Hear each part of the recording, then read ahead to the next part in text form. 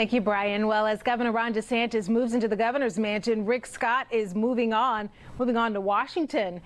The Republican leader taking office today, 5 days late, though, to finish his term as governor. A Washington, D.C. bureau reporter, Samantha-Jo has been covering that part of the story from the campaign trail to the swearing-in ceremony right there on the Senate floor. Samantha-Jo, this really has come full circle.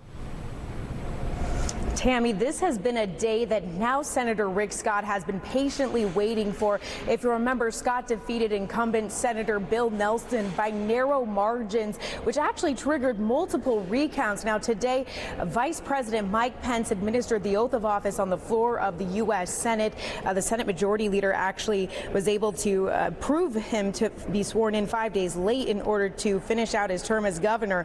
As a result, he's now the most junior member of the U.S. Senate. But this has not impacted his committee assignments for the 116th Congress. The junior senator snagged a seat on the powerful Budget Committee.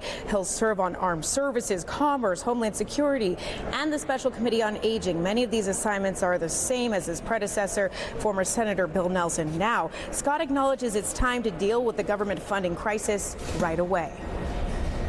I'm going to get to work. I'm going to be talking to people to see how I can be helpful. I'll reach out to the president. I'm going to do everything I can to move the process along. I want government to work. That's why I tried to make sure it happened in Florida.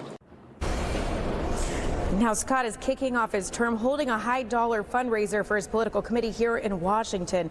For $100,000, donors get 10 tickets to a VIP reception and a photo op with Senator Scott. That money goes to Scott's new Republican PAC, not him nor his campaign. As the government enters its 18th day of the partial shutdown, some members of the Florida delegation say raising money while thousands of federal workers are going unpaid is not appropriate.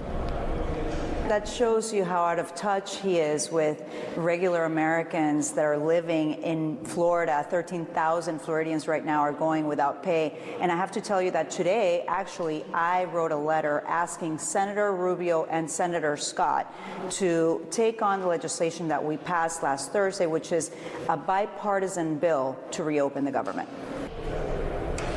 Now, the black tie sunshine ball is actually happening at the same time as the president addresses the nation on the government shutdown. Now, Scott told reporters that he would not be willing to support any bill that would reopen the government that doesn't also include border security. For now, we're live on Capitol Hill. Samantha-Jo, Spectrum News 13.